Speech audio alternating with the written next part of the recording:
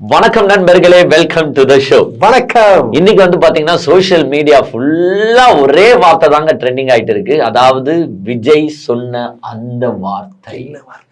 என்ன வார்த்தை அதுதான்டா இப்போ வந்து பாத்தீங்கன்னா எந்த சோசியல் மீடியா ஓபன் பண்ணாலும் ட்ரெண்டிங் ஆயிட்டு இருக்கு. சினிமா எல்லாம் பேசலையா? நான் என்ன நியூஸ் சேனல்ஸை கேட்டுக்கிறேன்னா, இப்போ போடுங்க, எப்பவுமே வந்து இப்படி கையை காட்டணும்னா விஜய் செய்த அந்த செயல் அப்படின்னு போடுவீங்களா? இப்போ நீங்க எல்லாரும் என்ன பண்ணணும்னா, மெர்சல் படத்திற்காக விஜய் போய் சொன்ன அந்த ஒரு வார்த்தை என்ன அப்படின்ட்டு நீங்க என்ன பண்றீங்கன்னா போட்டு ட்ரெண்டிங் பண்ணுங்க. அப்போதான் விஜயோட தைரியம்னா என்ன, விஜயோட கெத்துனா என்ன, பவர் அப்படின்றதுலாம் வந்து மக்களுக்கு போய் சேரும். அதாவது இன்னைக்கு வந்து பாத்தீங்கன்னா கடம்பூர் ராஜு வந்து பாத்தீங்கன்னா போனோட காட்டாரு, எவிடன்ஸ் ப்ரூஃபோட, எவிடன்ஸ் இல்லாம நான் பேச மாட்டேங்க அப்படின்ட்டு அதிமுகவோட அமைச்சர், முன்னாள் அமைச்சர் கடம்பூர் ராஜு, அதாவது மெர்சல் படத்துக்காக, அதாவது எங்க அண்ணன் எந்த படத்துக்கு தான் போய் கெஞ்சல, எல்லா படத்துக்கும் போய் கெஞ்சிருக்காரு போல. மெர்சல் படத்துக்காக எடப்பாடி பழனிசாமி கிட்ட போயிட்டு நம்ம அண்ணன் கெஞ்சினார் பாரு.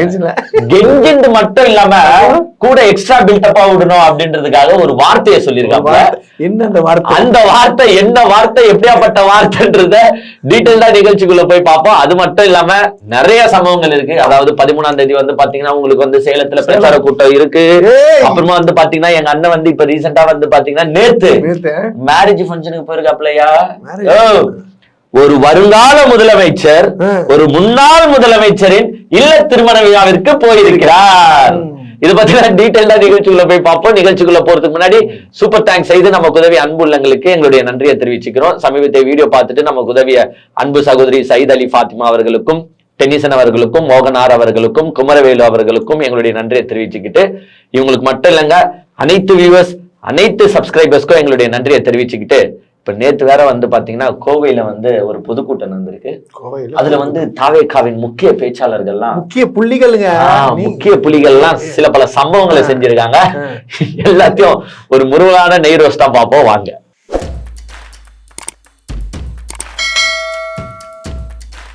நேத்து வந்து பாத்தீங்கன்னா தாவேகா ரசிகர்களுக்கு முதல் இடியா விழுந்தது. பேரிடியா, நாங்க இதை வச்சு என்னெல்லாம் கனவு கண்டிருந்தோம், என்னெல்லாம் அட்டகாசம் பண்ணலான்ட்டு இருந்தோம். இப்படி எங்க தலையில பேரிடி வீழ மாறி விசில் ஸ்டேடியத்துக்குள்ள அலௌட் இல்லைன்னு சொல்லிட்டாங்கப்பா. ஸ்டேடியத்துக்கு அலௌட் இல்லைன்னு, அதாவது இனிமேட்டு சேப்பாக் ஸ்டேடியத்துல கிரிக்கெட் மேட்ச் நடக்குதுன்னா விசில்ஸ் நாட் அலௌட். என்னங்க நீங்க இந்த மாதிரி எல்லாம் பண்றீங்க? அவங்களே அது ஒரே ஒரு என்டர்டெயின்மெண்ட்டுங்க. தமிழ் அரசு பயமா, எங்க விஜய் அண்ணாவை பார்த்து பயமா, எங்க விசில் சத்தம் பொலந்து இந்த 2026 ஆட்சி மாற்றம் நடந்துரும் பயமா அப்படின்ட்டு வந்து பாத்தீங்கன்னா இப்ப வந்து தாவேகாவோட ரசிகர் தொண்டர்கள், சிகாமணிகள், அதாவது வர்ச்சுவல் வாரியர்ஸ் எல்லாமே என்ன பண்றாங்கன்னா போட்டு ட்ரெண்டிங் பண்றாங்க. அது என்னங்க விசில் நீங்க ஸ்டேடியத்துக்குள்ள அலோவ் பண்ண மாட்டீங்க, விசில்னா ஒரு பெரிய இதா, உங்களுக்கு என்ன பிரச்சனையா தரப்போகுது அப்படி இப்படின்னு கேக்குறானுங்க. டேய், அதாவது ஒண்ணு தெரிஞ்சுக்கோ, கத்தியே ஒரு நல்லவன் கிட்ட இருந்தாலும் அதை அவன் யூஸ் பண்ண மாட்டான். ஒரு கத்தியை வந்து மிஞ்சி போனா அவன் எதுக்கு யூஸ் பண்ணுவான்னா காய் வெட்டுறதுக்கும் கறி வெட்டுறதுக்கும் நல்ல விஷயத்துக்கு யூஸ் பண்ணுவான். ஆனா ஒரு சில பேர்கிட்ட எல்லாம் கத்தி தேவை கிடையாது, ஒரு சின்ன குச்சிய கூட, அந்த குச்சிய வச்சு என்னென்ன ஏழ்றைய கண்டிப்பா கண்ணை ஊத்துவான், இப்படி குத்திக்கினே விளையாண்டு இருப்பான், அப்புறமா அடிப்பான். ஏதோ ஒரு சின்ன குச்சியே போதும் அவன் ஏழ்றைய கூட்டத்துக்கு ஒரு யூஸ்ஃபுல்லா. கண்டிப்பா உங்ககிட்ட குச்சி தேவையில்ல, இந்த விசிலே போதும். பெரிய ஏழ்றைய தவிங்க, பெரிய ஏழ்றைய கூட்டுவாங்க. ஏன்னா சட்டம் ஒழுங்கை பாதுகாக்க வேண்டியது யாருடைய பொறுப்பு? தமிழக அரசோட பொறுப்பு, காவல்துறை அதிகாரிகளோட பொறுப்பு. நாளைக்கு மேட்சே நடக்குதுன்னு வச்சுப்போம். ஆல்ரெடி நார்மலாவே கிரவுண்ட் ஸ்டேடியம்னா எல்லாருமே பண்றது விசில் அடிப்பாங்க. சில பேர் வந்து பாத்தீங்கன்னா கை வச்சு அடிச்சிருப்பாங்க, சில பேர் வந்து பாத்தீங்கன்னா விசிலே வாங்கிட்டு வந்து கூட அடிப்பாங்க. ஆனா இப்ப என்ன பிரச்சனை ஆகி போச்சு பாத்தீங்கன்னா, இவங்களுக்கு விசில் சின்னத்தை குத்துட்டாங்க. நாளைக்கு எவனா அவங்க வந்து சிவனேன்னு விசில் அடிச்சுட்டு இருப்பான். இவனுக்கு என்ன தெரியுமா சொல்லுவான்? பாடுறா டிவி கேட்கறதாவ, என்டையர் ஸ்டேடியமே டிவி கேடா, நார்த் இந்தியாக்காரன் டிவி கேடா அப்படின்னு ஃபர்ஸ்ட் இவனுங்க சொல்லுவானுங்க. ரெண்டாவது என்னன்னா, இவனுங்களை பத்தி உங்களுக்கு நல்லாவே தெரியும், விசில எங்க அடிக்கணும் எப்படி அடிக்கணும்னு கூட தெரியாது. காலையில ஏஞ்சானுங்கன்னா நைட் வரைக்கும் எப்படிங்க அவ்வளவு நேரம் ஆச்சு? ஆல்ரெடி ரோடு ஃபுல்லா ஆச்சுன்னு சுத்தின்னு தான் இருக்கானுங்க. இப்ப ஒண்ணும் இல்ல, செங்கோட்டைன்னு யாரு, செங்கோட்டைன்னு அவங்க கட்சிக்காரதான் ஒரு முன்னாள் அமைச்சர் 9 வாட்டி எம்எல்ஏ அவர் வந்து ஒரு பிரஸ் மீட் கொடுக்கும்போது விசில் அச்சுன்னு பிரஸ் மீட் கொடுக்கும்போது ஏங்க அடிக்கலாம் விசில் தெரியலீங்க. ஏதோ விஜய் வராரு ஒரு உணர்ச்சி பொங்க ஒரு வரவேற்பு தெரியுங்க விசில் அடிங்க தப்பு கிடையாது. செங்கோட்டையன் பிரஸ் மீட் குத்துனுங்கிறாரு ஊதினே இருக்கிறானுங்க அவரு வந்து நிறுத்துங்கடான்னு சொல்றாரு. நான் எங்க விஜய் சொன்னாலே நிப்பாட்ட மாட்டோம் நீ யாரா நொன்ன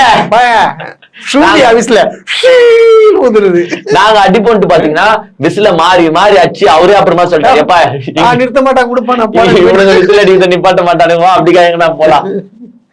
சோ அந்த மாதிரி நிலைமையை ஏற்படுத்துற ஒரு கும்பல் தான் இந்த தாவேகா கூட்டம். இந்த அது வந்து ஒழுக்கம் இல்லாத கூட்டம் இது. அது இப்பயா தெரியுது நம்மளுக்கு. இவனுங்க யாரு தியேட்டர்ல போயிட்டு விசில் அடிச்சு அதுவும் அஜித் படம் ஓடுற தியேட்டர்ல போய் விசில் அடிச்சு கொடிய காட்டி அங்க அடி வாங்கி வருவாங்க. ஆமா ரஜினி படம் ஓடுற தியேட்டர்ல போயிட்டு விசில் அடிச்சு கொடிய காட்டி அடி வாங்கி வர. நாளைக்கு ஸ்டேடியம் என்பது எல்லா தரப்பு மக்களும் வர இடம். அங்கேயே அடி வாங்கினா எப்படிங்க தாங்க மாட்டானுங்க மக்களே. அதுக்காக தான் போலீஸ் வந்து பேண்ட் பண்ணிச்சுன்றோம். பேன் ஏன் பண்றாங்கன்னா இந்த மாதிரி சம்பவங்கள் நடக்க கூடாது. கண்டிப்பா ஒரு தியேட்டர்லயே நீ விசில் அடிச்சு கொடி காட்டி அடி வாங்குருவேன். நாளைக்கு ஸ்டேடியம்ல கிட்டத்தட்ட 50,000 பேர் கூடுவான். அந்த ஸ்டேடியத்துல உன் பக்கத்துல திமுக காரர் இருக்கலாம், அதிமுக காரர் இருக்கலாம், பாஜக காரர் இருக்கலாம், யார் வேணாலும் இருக்கலாம். அப்ப எத்தனை பேர்த்த ஒருத்தன் அடி வாங்க முடியும்? காவல்துறை வந்து நல்லது பண்ணிருக்குங்க. கரெக்ட். இப்போ அங்க போற டிவி கேக்கார சத்தியமா சொல்ற சும்மா இருக்க மாட்டான். அவன் வச்சுக்கின்னு விசில் வச்சுக்கின்னு டிவி விசில் வச்சுன்னு இருப்பான். இங்க பக்கத்துல இத்தனை கட்சிக்காரன் இருப்பான். மாறி எவன் பக்கத்துல எவன் இருக்கான்னு கூட தெரியாது. அங்க ஒரு கலவரம் ஏற்பட்டால் யார் பொறுப்பு? கவர்மெண்ட் தான் பொறுப்பு பண்ணுவானுங்க. அப்ப என்ன தெரியுமா சொல்லுவானுங்க? ஏன் தமிழக அரசு உங்களுக்கு தான் நல்லா தெரியும்ல விசில் வச்சா இவனா கோவப்படுவான் சண்டை வருவான்னு தெரியும்ல, நீங்க ஏன் விசில பேன் பண்ணல? என்னங்க அது அப்படின்னு யாரு கேட்பா? இவனுதான் கேட்பானுங்க. நீங்க தான் கேட்பீங்க. சோ தமிழக அரசுக்கும் காவல்துறைக்கும் முன்னெச்சரிக்கை நடவடிக்கையா அவங்களுக்கு தெரியும் இவனுங்க ஏழ்ற. அதுவும் ஸ்டேடியத்துல ஒரு இடத்துல சண்டை நடந்தா பரவாயில்ல எல்லா காவல்துறையும் தடுக்கலாம். ஃபுல் ரிங்லயும் அச்சின்னு இருப்பானுங்க, ஃபுல் இடத்துலயும் பிரச்சனை நடக்கும், ஏழ்ரை நடக்கும். அங்க என்ஜாய்மெண்ட்டுக்காக போறாங்க பாருங்க மக்கள். இப்போ தியேட்டர்ல போயிட்டு பல பேர் வந்து வீடியோ போட்டாங்க, எங்களை படம் பார்க்க விட மாட்டானுங்க விசில் அச்சினேங்கிறானுங்க, லேடிஸ் உட்பட வீடியோ போட்டாங்க. நம்மளே பார்த்தோம் பண்ண அட்டகாசத்தை. நாளைக்கு இந்த ஸ்டேடியத்துல எல்லாரும் எதுக்கு வராங்க? ஒரு என்டர்டைன்மெண்ட், ஒரு என்ஜாய், நிம்மதி ஒரு ஜாலிக்காக. விசில் அடிக்கலாம், ஒரு அவன் 6 அடிக்கும் போது அடி, அவன் 4 அடிக்கும் போது அடி, இல்ல ஆப்போனன்ட் டீம் ஆடும் போது விக்கெட் எடுத்துட்டியா அடி. ஆனா நீ என்ன தெரியுமா பண்ணுவ? மேட்ச் 4 அவர் தான், 4 அவர் நிறுத்தவே மாட்டான். அப்போ பக்கத்துல குழந்தை இருக்கும், குட்டி இருக்கும், பெரியவங்க இருப்பாங்க, அவங்க எல்லாம் நிம்மதியா இருக்க முடியாது. அப்ப அவங்களுக்கு டிஸ்டர்பன்ஸ் தானே. கண்டிப்பா it is called as public nuisance. அப்போ அரசாங்கம் தடை பண்ணணும், இதை விடக்கூடாது. இதுல பெரும் பிரச்சனை என்னன்னு பாருங்க, சுத்தி இருக்கிறவனுக்கு டிஸ்டர்பன்ஸ் இருக்குதோ இல்லையோ, பிளேயர்ஸுக்கு டிஸ்டர்பன்ஸ் ஆகும். நான் போறேன்னு சொல்லிட்டு போயிட்டானே பொறுப்பு. அவன் மேட்ச் விளையாட வந்துவேன், அவனுக்கு எவையா தற்கொலை கும்பல் கூட்டங்கள்லாம் உள்ள விட்டுக்கிறீங்க, ஒரு டீசன்ஸ் இல்ல, ஒரு மரியாதை இல்ல, ஒரு ரெஸ்பெக்ட் இல்ல, வந்ததுல இருந்தே விசில நஷ்டம். நாங்க எங்க மேட்ச் ஆட தேவையில்ல. அந்த பிளேயர் சொல்லிட்டு நான் தமிழ்நாடு இல்லையா ஓட்டில போயிடுவான். அங்க போயிட்டு Vijay chief minister of India ஒரு டிவி கேட்வானு. சோ இவ்வளவு பிரச்சனைகள் இருக்கு. நம்ம வந்து விசில் பேன் சொல்றோம். ஏன் பேன் பண்றாங்கன்னா இதுக்குதான். இதால ஒரு கலவரமோ ஒரு பிரச்சனையோ ஏற்படும் தெரிந்தால் அந்தந்த விஷயங்களை பேன் பண்ண வேண்டியது ஒரு அரசின் கடமை. ஆல்ரெடி வந்து பாத்தீங்கன்னா உங்களுக்கு எல்லா பொருளுமே கிரவுண்ட்ஸ்ல அலோடு கிடையாது. ஒண்ணு இல்ல, பவர் பேங்க் எடுத்துன்னு போக கூடாது. எதெல்லாம் தூக்கி எறிய முடியுமோ, ஏன்னா பிளேயர்ஸ் ஆடுன்னு இருப்பான், நீ தூக்கி இங்க இருந்து யாருக்கு இன்சல்ட்? நீ தூக்கி தெனாவட்டா அடிச்சுட்டு வந்துருவ, அது சென்னை மக்களுக்கே இன்சல்ட். அதான் உண்மை. தமிழ்நாட்டு மக்களுக்கே இன்சல்ட். பாரு எப்படி அடாவடிகளா இருக்குதுங்க, இதுதான் சென்னை மக்களா அப்படின்னு கேள்வி கேட்டுருவான். சோ சில பொருள்லாம் not allowed, water bottle power banks allowed இல்ல, இது மாதிரி சில பேண்ட் ஐட்டம்ஸ் இருக்கு. அந்த ஐட்டத்துல விசிலும் இருக்கு. இப்ப விசிலும் இருக்கு. யாரால இருக்குன்னா உங்களால. ஏன்னா ஒரு படத்தை நிம்மதியா பார்க்க விட மாட்டீங்க, செங்கோட்டையே நிம்மதியா பிரஸ் மீட் கொடுக்க மாட்டீங்க, தெருல ஒருத்தர் நிம்மதியா நடந்து போக முடியல. நீங்க எல்லாம் ஸ்டேடியத்துல கூடுனா அது மிகப்பெரிய ஏழ்றை ஆகும். தமிழ்நாட்டுக்கே ஒரே தொல்லை கொடுக்கறது இந்த டிவிக்கே தான் பாரு. எப்படின்னா நிம்மதியாவே விசில வச்சிருக்கீங்க. இப்ப வந்து பாத்தீங்கன்னா விசில், ஏன்னா எங்க நம்ம சும்மா என்னப்பா பேன் பண்ணிட்டாங்கன்னு இவனுங்க கிரவுண்ட்ல ஒண்டி அடிப்பானுங்களான்னா அடிக்க மாட்டானுங்க. இங்க இருந்து வீட்டுல இருந்து கிளம்புவானுங்க பாருங்க ஸ்டேடியத்துக்கு, இங்க அடிக்க ஆரம்பிப்பான். அங்க வரைக்கும் வீட்டுல இருந்து நடந்து போறவனா அஷ்டு போவான், பஸ்ல போறவனா அஷ்டு போவான், ட்ரெயின்ல போறவனா அஷ்டு போவான், அதுல போய் வீண் ஊதிட்டு போயிடுவான், பைக்ல போறவனா அஷ்டு போவான், கார்ல போறவனா அஷ்டு போவான். சோ எவ்வளவு இடையூறு ஏற்படும் பாருங்க மக்களுக்கு. நான் சொல்றேன் விசில பேன் பண்ணதுதான் கரெக்ட் 100%. ஏன்னா அப்போதான் எவனா தொல்லை இல்லாம போய் பார்க்க முடியும். ஆனாலும் நீங்க என்னதான் பேன் பண்ணாலும் டேய் என்ன பண்ணுவீங்க? நாங்கெல்லாம் என்ன மாதிரி ஆள் தெரியும்ல, உள்ஜட்டிக்குள்ள போட்டு போவேன்டா விசில. ஏய் நீ பாக்குறியா இல்லையா? உள்ஜட்டிக்குள்ள இருந்து அப்படியே தடிப்பியா? அவன் அடிப்பான்டா. ஏய் அவனுங்களாம் அதை பார்க்க மாட்டேன், நீ வேற அடிப்பானுடா அவனுங்க. உள்ஜட்டிக்குள்ள போட்டு விசில எடுத்துட்டு போயிட்டு அங்க அடிக்கலன்னா என் பேரை நான் மாத்திக்கிறையா? ஏங்க நான் இப்ப பெட்டு கட்டி சொல்றேன், இவனுங்களெல்லாம் நீங்க வந்து பேண்ட்னு சொல்லி இவனுங்க தடுக்க முடியாது. வாய்க்குள்ள முழுங்கின்னு எடுத்துட்டு போவானுங்க, உள்ஜட்டிக்குள்ள முழுங்கிடுவான்ல. ஆமா முழுங்கினா அது வெளியே வந்துடும். ஏன்னா மலேசியால கொடி பேண்ட்னு சொல்லி உள்ஜட்டிக்குள்ளதான் வச்சு எடுத்துட்டு போனான், சொருவிதான் எடுத்துட்டு போனான். அப்போ விசில் எவ்வளவு இவ்வளவு தானே. ஆமா பிரச்சனை இல்ல. ஆனா எடுக்கும் போது பாத்துறா மாத்தி மாத்தி. ஏய் ஏன் சாமி சத்தியமா அடிக்கலன்னா நான் பேரை மாத்திக்கிறேன், அவனுக்கு அடிப்பானுங்கடா. எப்படின்னா மறைச்சு அடிச்சுட்டு என்ன தெரியுமா சொல்லுவானுங்க, தமிழக அரசு நீ பேன் பண்ணா எங்களால அடிக்க முடியாது. அச்சாம் பாத்தியா விசிலு, இது வந்து சாதா விசிலு கிடையாது, உங்களுக்கு 2026 ஆப்பு வைக்க போற சங்கடா இது அப்படின்ட்டு போடுவானுங்க. போலீஸ் என்ன செய்யும், பேன் பண்ண ஐட்டத்தை இவன் ஸ்டேட்டத்துக்குள்ள எடுத்துன்னு போயிருக்கான், இவன் இன்ஸ்டாகிராம் ஐடி எது பேஸ்புக் ஐடின்னு தெரியும், அரெஸ்ட் பண்ணி ரிமாண்ட் பண்றோம், அவ்வளவுதான், வாழ்க்கை போயிடும். கண்டிப்பா இவனுக்கு எடுத்துன்னு போவானுங்க, அடிப்பானுங்க, ரீல்ஸும் போடுவானுங்க. சோ ஒரு முன்னெச்சரிக்கை நடவடிக்கையா சொல்லிக்கிறோம், பேன் பண்ண ஐட்டம்ஸ உள்ள எடுத்துட்டு போறது தப்பு. அப்புறமா சட்டப்பூர்வமான நடவடிக்கை எடுப்பாங்க. அப்புறம் உடனே அதுக்கும் பின்னாடி உட்காந்து கதறிங்க இருக்காரு. ஆமா உங்க விஜய் வரமாட்டாரா? கன்ஃபார்ம். ஆமா என்ன அவரு இதுக்கெல்லாம் ஏன்டா வருவாரு? டேய் அவர் கல்யாணத்துக்கு மட்டும் ஒன்லி கல்யாணம், ஒன்லி மேரேஜ் ஃபங்க்ஷன்னா சொல்லுங்க. இந்த விஜய் பொண்ணு மாப்பிள்ள வரதுக்கு முன்னாடி இந்த விஜய் அங்க இருப்பான். எந்த மேரேஜ் விஜய் மிஸ் பண்ணிருக்காப்ல? கன்ஃபார்ம் இல்லங்க. ஏன்னா ஆக்சுவலா எனக்கு வச்சிருக்கிற கல்யாண பத்திரிகையில கூட ஒரு 4-5 நான் போக மாட்டேன். விஜய் வீட்டுல பத்திரிகை வச்ச அவர் டைம் பாஸ் இல்லாம இருக்காருல்ல. ஆமா ஆமா கரெக்ட். ஏங்க பனையூர்லயே சும்மா இருக்காப்ல, சும்மா தானே இருக்காரு. கரெக்ட் தான். அதனால எந்த மேரேஜ் ஃபங்க்ஷன்ஸ்னாலும் போயிடுவாரு. ஆனா அதுலயும் வந்து அவங்க கட்சிக்கார மேரேஜ் அதுதான் சொல்ல, அதான் அதுலயும் வந்து பணக்காரங்க வீட்டு பெரிய பெரிய பிக் ஷாட்ஸ். நீ ஏழை கல்யாணத்துக்கு எங்க விஜய் போக மாட்டேன். உச்சத்துல இருக்கிற நடிகரை நீ ஏழை கல்யாணம், அது என்னமோ கரெக்ட் தான்ப்பா. கரெக்ட். பணக்காரியா? ஆமா. வேல்ஸ், சத்யபாமா, அப்புறமா வைஎஸ்ஆர், அந்த மாதிரி தான்.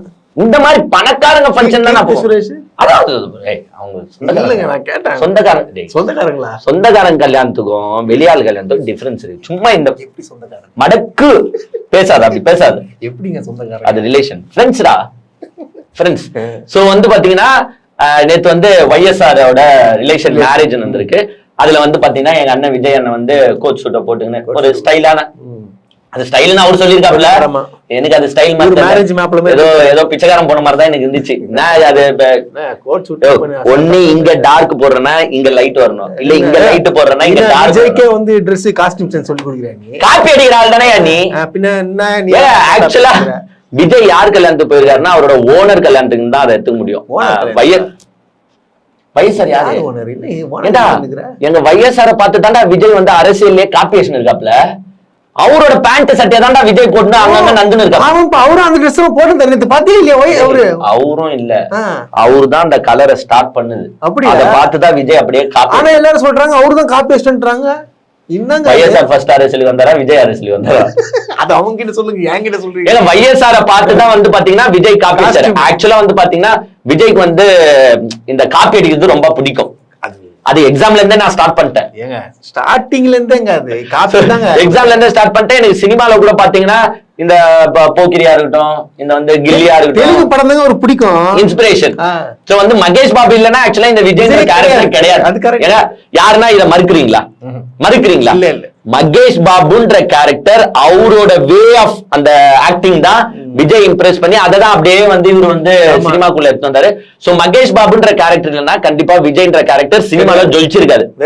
ஜொலிச்சிருக்காதுன்றதும் தப்பான வார்த்தை தான். ஏன்னா அது ஜொலிக்கவே இல்லையே. உச்சம்னு சும்மா சொல்லியிருந்தா சுத்தி நிக்குது, உச்சம்லாம் இல்ல, அவரே சொல்லி பாப்பல. ஆமா மிச்சம். சோ சினிமால வந்து மகேஷ் பாபுவை பார்த்து அந்த ஆந்திராவை பார்த்துதான் அந்த டி ஷர்ட்டுக்கு மேல சட்டையை போடுறது, அந்த வித்தியாசமான ஸ்டைல்ஸ் எல்லாம் உள்ள எடுத்து வந்தாப்ல. அரசியல்ல வந்து விஜய் யாரை காப்பிச்சாருன்னா வைஎஸ்ஆர் பார்த்து தான் காப்பிச்சாரு. ஆமா ஏங்க நீங்க இப்ப கேப்பீங்கப்பா கல்யாணத்துக்கு வந்து ஒரு குத்தமாயா, விஜய் ஒண்டி ஐயா கல்யாணத்துக்கு போனாரு, ஏன் உங்க உதயநிதி தான் கல்யாணத்துக்கு போனாரு, அவங்க எல்லாத்துக்கும் போறாங்க. சொல்லு, அவங்க எல்லாத்துக்கும் போறாங்க. அவங்க வந்து பணக்காரங்க கல்யாணத்துக்கும் போவாங்க, ஏழைங்க கல்யாணத்துக்கும் போவாங்க, கட்சிக்காரங்க கல்யாணத்துக்கும் போவாங்க, தெரிஞ்சவங்க கல்யாணத்துக்கும் போவாங்க, தெரியாதவங்க கல்யாணத்துக்கும் போவாங்க, எல்லா நிகழ்ச்சியிலும் கலந்துப்பாங்கயா. அது சொல்லி எல்லா நிகழ்ச்சிக்கும் போற அவங்க இந்த கல்யாணத்துக்கு போறது தப்பு கிடையாது. ஆனா நம்ம கல்யாணத்துக்கு மட்டும் போறதா வேலையை வச்சுக்கிறோம். அதுவும் பணக்கார வீட்டு கல்யாணத்துக்கு மட்டும் தான் போறோம். காஸ்டியூம்ல அதுக்கேற்ற மாதிரி ட்ரெஸ் பண்ணி எங்கன்னா நான் திருப்பி மறுக்க கேக்குறேன், அவருக்காக இவ்வளவு வருஷம் அது மக்கள் இயக்கமா இருக்கட்டும் இல்ல கட்சி வந்த பிறகு கட்சி நிர்வாகிகளா எதுனா ஒரு கட்சி நிர்வாகிகள் இந்த மனுஷன் போயிருக்காரு உங்களுக்காக தானே விசிலேஷன் சுத்துறாங்க. எதுனா ஒரு கல்யாணத்துக்கு போ காட்டியா தெரியல காட்டுன்னு நான் கேளியா அப்போ எதுக்கே போக மாட்டீங்க நீங்க கல்யாணத்துக்கு? இதே முதலமைச்சர் போன கல்யாணத்தை நான் காட்டுவா. இப்போ முதலமைச்சரா இல்லாத ஆப்போசிட் தலைவரா இருக்கும் போது கூட போயிருக்காரு. உதயநிதி ஸ்டாலின் கூட இப்போ இல்ல, அவரு ஒரு 10 வருஷமா போயிருந்தா இருக்காரு. தலைவருக்கு அழகு. நீங்க எப்போ போயிருக்கீங்க காட்டுப்பா? உங்க கட்சி நிர்வாகிகள் ஏழை கல்யாணத்துக்கு போறாரு. சும்மா ஏழை கூட உங்க கட்சி நிர்வாகிகள் கல்யாணத்துக்கு போந்தெல்லாம் பணக்கார வீட்டு கல்யாணம், வேற எந்த கல்யாணத்துக்கும் போக மாட்டீங்க. சோ மேரேஜ்க்கு போறது தப்பு கிடையாது, மேரேஜ்க்கு மட்டும் போறதுதான் தப்பு. கரெக்ட். ஏன்னா இந்த மனுஷன் அண்ணாக்கு மாலை போட வரலங்க, பாத்துக்கோ நீ என்ன பண்றது. எங்க அண்ணா என்ன சொன்னார் தெரியுமா? அதை மட்டும் சொல்லு. மக்களிடம் செல், மக்களுடன் சேர்ந்து பழகு அப்படின்னு அண்ணா சொன்னாரா? அந்த அண்ணாக்கு மாலை போடுறதுக்கே இந்த மனுஷன் வந்து வீட்டை விட்டு வெளில வரல. எல்லா ஜாதகம் வீட்டுக்குள்ளேயே. ஆனா பணக்கார வீட்டு கல்யாணம்னா ஃபர்ஸ்ட் போயிடுமே. அப்ப கேள்வி தானே செய்யும். சோ மிஸ்டர் விஜய் நீங்க கல்யாணத்துக்கு போங்க, நாங்க தப்பு சொல்லல. பட் உங்க கட்சிக்காரன் கல்யாணத்துக்கும் போங்க, ஒரு ஏழை கல்யாணத்துக்கும் போங்க. ஏன் போக மாட்டாருன்னா அங்க ஒரு 100 பேர் பார்த்துட்டானா அப்புறமா அவன் என்ன பார்க்க மாட்டானே, ஆசைப்பட மாட்டானே, அதுக்காக போவாம இருக்காது. சோ எல்லாரும் தான் கல்யாணத்துக்கு போவாங்க. ஆனா விஜய் போறது பாத்தீங்கன்னா வெறும் பணக்கார கல்யாணத்துக்கு மட்டும் போறாரு, வேற எந்த வேலைக்கும் போக மாட்டாரு. இப்ப வந்து பாத்தீங்கன்னா உங்களுக்கு அவர் வந்து 1 வீக் வேற முடிஞ்சு போச்சு. February 2 வந்து லாஸ்டா 3ஆம் ஆண்டு விழாக்கு வந்தாரு. இப்ப வந்து பாத்தீங்கன்னா நேத்து கல்யாணத்துக்கு வந்தாரு. சோ இந்த வீக் ஸ்கெட்யூல் முடிஞ்சு போச்சு. 2 வீக்ஸ் ஆகும். ஆமா இப்ப இல்ல நெக்ஸ்ட் வீக் ஸ்கெட்யூல் போட்டாச்சு. 7 நாளைக்கு ஒரு வேலைடா, 7 நாளைக்கு ஒரு வேலை. அப்புறம் கை கால்லாம் ஆடுமா? அது வரைக்கும் எக்ஸசைஸ் பண்ண வீட்டுல. இப்ப வந்து பாத்தீங்கன்னா February 9 முடிஞ்சிச்சு. நெக்ஸ்ட் வந்து February 13. ஓகே February 13 சேலத்துல போறோம். தட்டம் தூக்குறோம் சேலத்தை. என்னது ஆக்கிபை பண்றோம். அவ்வளவு முடிஞ்சு. அவ்வளவுதான் டிவிக்கே போட்டு தட்டுறோம். அங்க வந்து பாத்தீங்கன்னா February 13ஆம் தேதி உங்களுக்கு வந்து இது வந்து கழக நிர்வாகிகள் கூட்டம், பொதுமக்கள் நாட்டாளர். பொதுமக்கள் மக்களை எப்ப சந்திப்பீங்க? அது அப்புறமா சந்திப்போம். இப்ப வந்து பாத்தீங்கன்னா மார்ச் வரப்போகுது, ஏப்ரல் வரப்போகுது, எலெக்ஷன் வரப்போகுது. எலெக்ஷன் அவ்வளவுதான். எங்க மக்களை சந்தின என்னோட நிர்வாகிகள் ஃபீல்டுல ஒர்க் பண்ணுகிறாங்க. அவன் டெய்லி போயிட்டு அத்தனை எங்க ஒர்க்கு சூப்பரா இருக்கு. விசிலச்சின்னு சுத்தி நிக்கிறாங்க, அதுல எனக்கு ஓட்டு வந்துரும். சோ நான் போகணும்னு அவசியம் கிடையாது. ஓகேவா? சோ February 13ஆம் தேதி வந்து பாத்தீங்கன்னா உங்களுக்கு சேலத்துல வந்து கழக நிர்வாகிகள் கூட்டம். அது வந்து பொதுமக்களுக்கு வந்து அலௌட் இல்ல. ஒரு 3-4 மாவட்டம் இல்ல 3-4 தொகுதிகளோ ஏதோ சேர்த்து பண்றாங்க போல. 5000 பேர் தான் அலௌட். 5000 பேர் தான் அலௌட். 5000 பேருக்கு பாஸ் குடுத்து நீங்க வந்து உள்ள கூட்டிட்டு வந்து நீங்க நிகழ்ச்சி நடத்திட்டு போங்க அப்படின்னு சொல்லியிருக்காங்க. இவங்க உடனே கேட்பானுங்க, நான் தமிழக அரசே பைண்டியா, அதுனா 5000 பேர் மட்டும்தான். அது எப்படி 5000 பேருன்னு நாங்க கணக்கு பண்ணி அளவு பண்ணுது? அது எப்படி அவரை பொதுமக்கள் அப்படியே திரண்டு பார்க்க வந்தா நாங்க என்னெல்லாம் செய்யுது? இப்ப இந்த தமிழக அரசை கேள்வி கேக்குறீங்க. ஏன் பாண்டிச்சேரியில அவனும் 5000 பேர் தானே? அவனை போய் கேளு. பாண்டிச்சேரி என்ஆர் ரங்கசாமி சமய அரசாங்கம் நடத்தி வருகிறார். சூப்பர் நடத்துறாரு. சூப்பர் போலீஸ் அருமையா வந்து எங்களுக்கு சப்போர்ட் பண்ணி கொடுத்துருக்காங்க. இப்படி எல்லாம் யார் பேசினாருன்னா உங்க அண்ணன் விஜய், உங்க நொன்ன, அப்புறம் கூட இருக்குது ஒரு பிளாக் டிக்கெட், லாட்டரி டிக்கெட். இது எல்லாம் என்ன சொல்லிச்சுன்னா பாண்டிச்சேரி சூப்பரா, தமிழக அரசே கத்துக்கோங்க, பாண்டிச்சேரி பார்த்து கத்துக்கோங்க, எப்படி ஹேண்டில் பண்ணிருக்காங்க கத்துக்கோங்க. நீ தானே சொன்ன? சொன்னியா? நீ தானே சொன்ன? ஆமா சொன்னதுதான். அதே ரூல்ஸ் தான் நாங்க இம்ப்ளிமெண்ட் பண்ணோம். ஆமா கரெக்ட் தான். அங்க மீறின என்ன பண்ணுவாங்க? அடிதானே. அடிச்சாங்களாங்க. அடி பார்த்தோம் பாண்டிச்சேரியில லட்டு தூக்கிட்டு போந்தாங்க இப்படி. அப்புறமா அந்த லேடி எஸ்பி ஒருத்தவங்க பண்ண செயலை நீங்க எல்லாருமே பாத்துருவீங்க. அன்னில இருந்தா எங்க அண்ணன் புசியானந்த் வந்து பாத்தீங்கன்னா டேமேஜ் ஆயிட்டாங்க. நீ பாட்டு தெரியல கையில ரோட்லாம் அவ்வளவு பயம். சோ அது மாதிரி ஏன்னா விஜய் வந்து லைக் பண்றாரு, அவங்க எப்படி ஹேண்டில் பண்ணாங்களோ அது மாதிரி நீங்க ஹேண்டில் பண்ணுங்க அப்படின்னு சொல்றாரு. சோ வந்து அதை இம்ப்ளிமெண்ட் பண்றாங்க தமிழக அரசு. தமிழக அரசு வந்து பாத்தீங்கன்னா எங்க பாண்டிச்சேரியில வந்து 5000 பேர் அலோவ் பண்ணாங்க, அதே மாதிரி நாங்க வந்து 5000 பேர் அலோவ் பண்றோம். ஐடி கார்ட்ஸ் கொடுங்க, ஒருத்தருக்கு டோக்கன் குடிக்கிறியோ என்ன குடிக்கிறியோ ஒருத்தருக்கு ஒருத்தன் தான் வரணும். 5000 பேருக்கு டோக்கனுக்கு ஒருத்தன் தான். நீ போய் நைஸா டோக்கனுக்கு 3 பேர் வச்சனா பொழுதுருவாங்க, மாட்டிப்பேன். சோ அதே ரூல்ஸை இம்ப்ளிமெண்ட் பண்றாங்க. இப்ப வந்து அவங்க கேட்டிருக்காங்க மத்தியானம் 12 to 3 எங்க வெயில் அடிக்கும், சேலத்துல வெயில் அடிக்கும்னு நினைக்கிறேன். சேலத்துல வெயில் அடிக்காதா? கொஞ்சம் குளிர்ந்த ஊருன்னு சொல்றாங்க. குளிர்ந்த ஊர் அப்பெல்லாம் வெயில் பொழக்குமா? ஐயோ அப்ப பாருங்க 12 to 3 அந்த கட்சிக்கு அஸ் a virtual warrior நான் சொல்லணும்ல 12 to 3 உச்சி வெயில் இருக்கும். சோ தயவு செஞ்சு ஒருத்தருக்கு பாதி தண்ணி பாட்டில்னு தராதீங்க, ஒருத்தருக்கு 3 நாள் தண்ணி பாட்டில் கணக்காச்சு பண்ணணும். 12 to 3 ஆமாங்க. தண்ணி அங்கங்க வைக்கணும், அங்கங்க தண்ணி வைங்க. வாட்டர் பாட்டில்ஸ் நிறைய கொடுங்க. 3 hour உங்களுக்கு பர்மிஷன் கொடுத்துறாங்க. விஜய் எப்படியோ 10 நிமிஷத்துல பேசி முடிச்சிருவாருன்னு வச்சுக்கோ. அட்லீஸ்ட் ஒரு பிஸ்கெட் பாக்கெட்டாச்சும் கொடுங்க. பிஸ்கெட் எதுனா ஒண்ணு கொடுங்க. அதான் உச்சத்துல இருந்து சம்பாதிச்சு வச்சுக்கிறேன். பிஸ்கெட் பாக்கெட் தர மாட்டியா? இல்ல நான் கேக்குறேன், பிஸ்கெட் பாக்கெட் தருவியா தர மாட்டியா? காசு காலி ஆயிடுச்சுங்க, ஃபைன் வேற கட்ட சொல்றாங்க. பணம் என்னங்க பணம்? பணத்தை ஆசைப்படாத இந்த விஜய் ஆட்சிக்கு வந்த பிறகு யாரோ ஊழல் பண்றாங்களா? இந்த விஜய் சும்மா இருப்பானா? ஏன்னா நானே பண்ணுவேன் ஊழல். புலிப்படத்து 15 கோடியை மறைச்சு 1.5 கோடி ஃபைனை கட்டுன்ட்டு நீதிமன்றம் கூப்பிட்டு படாலும் ஒண்ணு விட்டுக்குது. நம்ம தான் ஊழலை பத்தி டைலாக பேசுறோம், பணத்தை பத்தி டைலாக பேசுறோம். எவ்வளவு பணம் என்கிட்ட இருக்கு தெரியுமா? ஒரு பிஸ்கட் பாக்கெட் தானே வாங்கி தர சொல்றேன். எப்பா 5000 பேருக்கியா ஒரு பிஸ்கட் பாக்கெட் 5 ரூபாயா? அது வாங்கி தர முடியாது. அத வாங்கி குத்து இல்ல போலீஸ் வந்து இந்த வாட்டி எப்பா இதெல்லாம் பண்ணணும்னு ஆர்டர் போட்டுருவாங்க. தண்ணி எப்படியோ நிறைய வச்சிருவாங்க. அஸ்யூஷுவலி எங்க அண்ணனை பத்தி நல்லா தெரியும். இப்பெல்லாம் ஒரு டைமிங் வந்துருவாரு. ஏன்னா இன்னொரு கேஸ் எல்லாம் வாங்க முடியாது, போயிடுவாப்புல. இன்னொரு கேஸ் எல்லாம் வாங்க முடியாது. சோ சேலத்துல வந்து பாத்தீங்கன்னா உங்களுக்கு 13ஆம் தேதி மாநாடு. இந்த வாட்டி எந்த 7 இல்லாம நீங்க நடத்தி முடிச்சா ஃபர்ஸ்ட் சந்தோஷப்படுற ஆள் யாரா இருக்கும் பாத்தீங்கன்னா அதெல்லாம் உடுப்பா போலீஸ் பாத்துக்கிட்டோம். விஜய் சொன்ன அந்த வார்த்தை என்னப்பா, அது கொஞ்சம் சொல்லப்பா, எனக்கு தலலாம். அந்த வார்த்தையை நான் சொல்லி சத்தியமா சொல்லப்பா, அதாவது வந்து பாத்தீங்கன்னா உங்களுக்கே நல்லா தெரியும். இப்ப சமீப காலமாக ஏடிஎம்கே வந்து டிவிக்கவே வைத்து செய்யறாங்க. நீ எப்போ வந்து ஏடிஎம்கே வந்து ஊழல் கட்சின்னு சொன்னியோ அன்னில இருந்து வந்து பாத்தீங்கன்னா ஏடிஎம்கே அப்படியே ஸ்லைஸ் ஸ்லைஸா இருக்கிறாங்க. மொத்தமா புடக்கல, லைட்டா வந்து செதுக்கின்னு இருக்காங்க. ஏற்கனவே நிறைய பேர் செதுக்கின நிலையில திருப்பியும் வந்து பாத்தீங்கன்னா எடப்பாடி பழனிசாமி வந்து சொல்லிட்டாரு, விஜய் வரி ஏய்ப்புல இருந்தே தெரியலையாங்க, முதல் ஊழல் அவர்தான் ஊழல் பண்ணாரு. 15 கோடி சம்பளத்தை மாற்ற அவர்லாம் ஒரு மனுஷனா 1.5 கோடி ஃபைனை கட்டாம சுத்தின்னு இருக்காரு. முதல் ஊழல் குற்றவாளியே வந்து பாத்தீங்கன்னா விஜய் தான். கரூருக்கு அப்புறமா மனுஷன் எங்க போனாருன்னே காணோம் அப்படின்ட்டு வந்து பாத்தீங்கன்னா ஏடிஎம்கேல எடப்பாடி பழனிசாமி ஒரு சைடு லைட்டா செதுக்கிட்டாரு. இந்த சைடு கடம்பூர் ராஜு என்ன பண்ணிட்டாருன்னா எவிடன்ஸோட தூக்கி வந்துட்டாரு, போனோடய வந்துட்டாரு. போனோட வந்துட்டு என்ன சொல்றாங்கன்னா, இந்த பாத்துங்க மிஸ்டர் விஜய், எங்க இது இட்ஸ் an evidence, ஞாபகம் இருக்கா மிஸ்டர் விஜய்?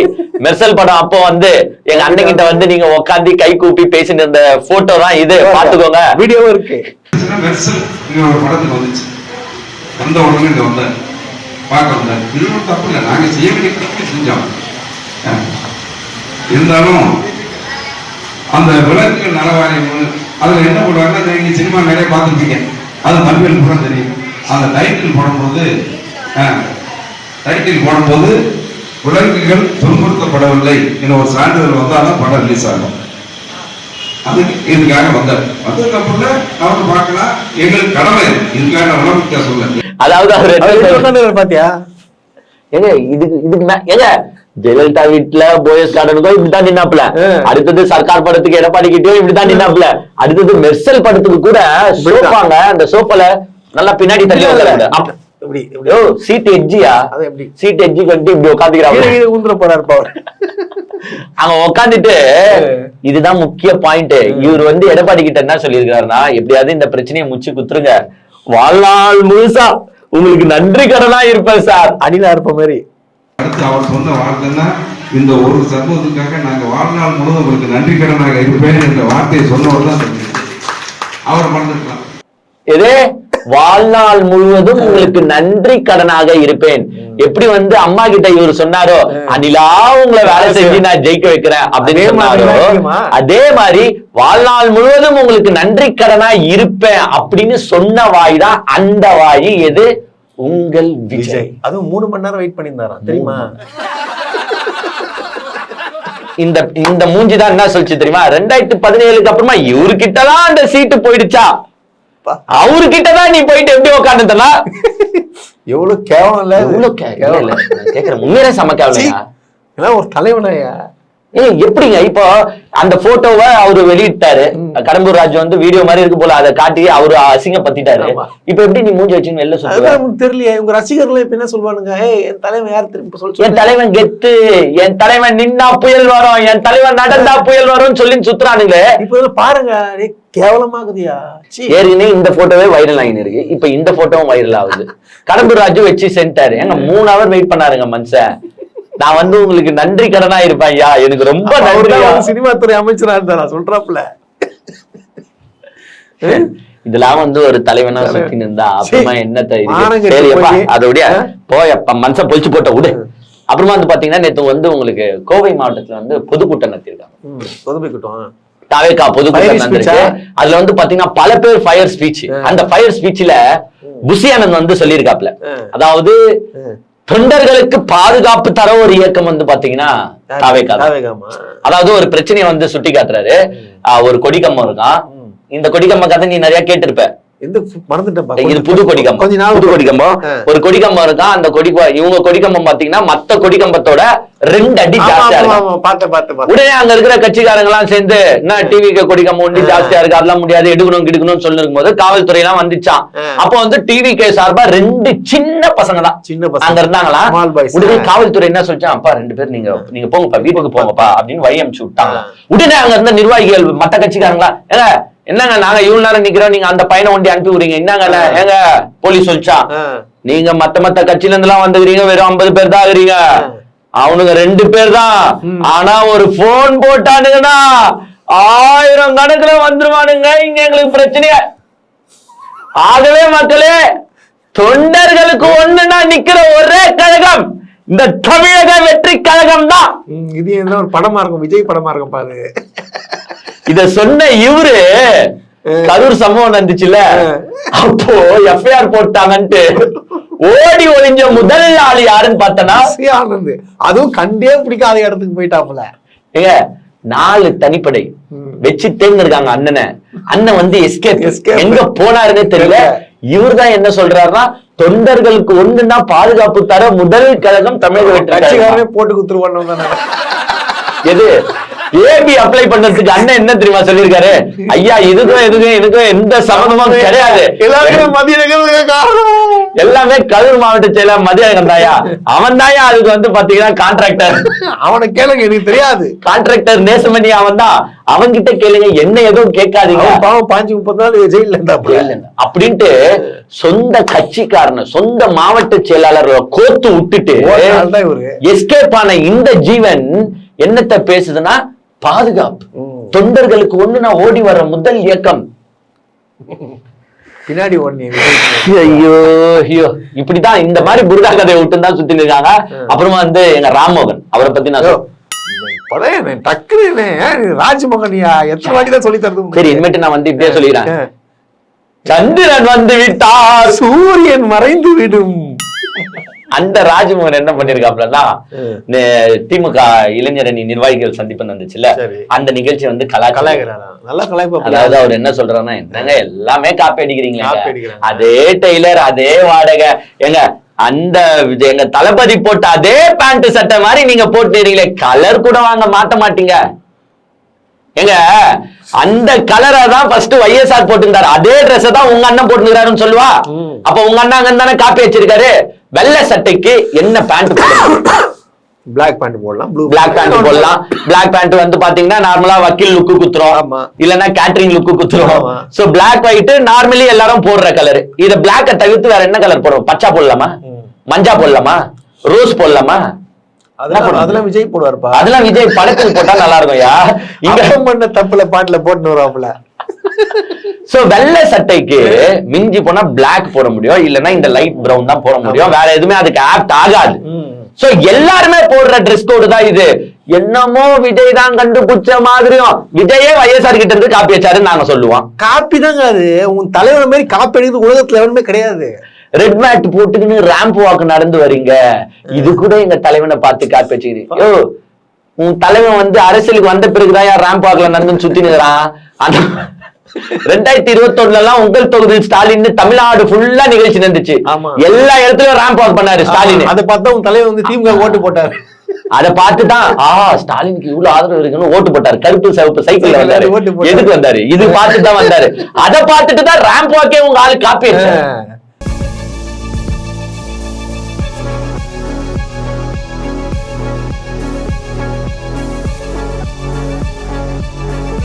காப்பி அடிக்கிறது ஃபுல்லா நீங்க. எல்லா காப்பி அடிச்சுட்டு இதுல வந்து பெருமையை பீத்திக்கிட்டு காப்பி அடிக்கிறாங்க காப்பி அடிக்கிறாங்க காப்பி அடிக்கிறாங்க. ஈயச்சாங் காப்பிங்களே நீங்க தான்டா எல்லாத்தையும் காப்பி அடிச்சு சுத்தி நிக்கிறீங்க. மத்த கட்சியில இருக்கிற ஆளுங்க எல்லாம் தூக்கி வந்து உள்ள சேர்த்து இருக்கீங்க. காப்பி கேட் மாதிரி இருந்துச்சு. இவரு காப்பியை பத்தி பேசுறாரு. அந்த சைடு வந்து பாத்தீங்கன்னா நம்ம ரெட்டி எதுனா பேசணும்ல, அவர் பேர் என்னடா மறந்து போச்சுடா ரொம்ப நாளா. என்னப்பா ரெட்டி? ஆதவ் அர்ஜுன் பாவரு வந்துச்சு ரொம்ப நாள் ஒரு டச்ல வரல, நம்ம டச்ல இல்ல. அந்த ஆதவ் அர்ஜுன் என்னன்னா இப்ப வந்து ஃபர்ஸ்ட் விசிகா சொன்னார் பத்தியா, விசிகால யாருங்க இருக்கா? 10 தலைவர் தாங்க இருக்கிறான், மத்தவங்க எல்லாம் எங்க கட்சிக்கு வந்துட்டாங்க. இப்ப காங்கிரஸ்க்கு போயிட்டாரு. இப்ப காங்கிரஸ் செருப்பாலாச்சானா? காங்கிரஸ்ல யாருங்க இருக்கா? 10 பேர் தான் இருக்கா, மத்தவங்க எல்லாம் ஆல்ரெடி எங்க தொண்டர்கள் ஆயிட்டா. இதே வேலை தானே உங்களுக்கு. ஒரு இடம் ஒரு கட்சி, எல்லா கட்சியும் எங்களுக்கு தான் ஓட்டு போட போகுது. டிஎம்கேவே எங்களுக்கு தான் ஓட்டு போட போகுது. இப்ப வந்து பாத்தீங்கன்னா அனுதாப குரலை யாருக்கு தராருன்னா காங்கிரஸ். காங்கிரஸ்காரர்களே, மாவட்ட செயலாளர்களே, உங்களுக்கு எதுனா மதிப்பு இருக்கா, மரியாதை இருக்கா அந்த கூட்டணியில? இது எப்படி தெரியுமா அர்த்தம்? ஐயா நான் வந்து 1 வருஷத்துக்கு முன்னாடி கூட்டணி ஆட்சி நாங்க ஆட்சியில பங்கு தரோம்னு சொல்லிட்டோம். யாருமே ஒருத்தரும் எங்களை மதிச்சு வர ஆட்சியிலும் பங்கு அதிகாரத்துல பங்கு சொல்லிட்டேன். பிளீஸ் வாங்க கால குடிக்கியா அப்படின்ட்டு சிபிஐ, சிபிஎம், காங்கிரஸ், விசிகே, திமுக இருக்கிற எல்லா கூட்டணி காலையும் பிடிச்சு கெஞ்சி கதறிட்டு இருக்காப்ல. ஏன்னா இவங்களுக்கு டெல்லியில கொடுத்த அஜெண்டாவே இதுதான். திமுக கூட்டணிய உடை. சோ அந்த அஜெண்டாவை எப்படின்னா செயல்படுத்தணும். ஆனா அங்க உடைய மாட்டுது, ஒன்னும் பண்ண முடியாது. ஒரு சைடு பிரவீன் சக்கரவர்த்தி வச்சுக்கின்னு காங்கிரஸ்ல எதுனா குழப்பம் ஏற்படுத்தணும், மாணிக்க தாகூரை வச்சுக்கின்னு ஏற்படுத்தணும். ஒன்னும் வேலைக்கு ஆகாது. Simply waste man.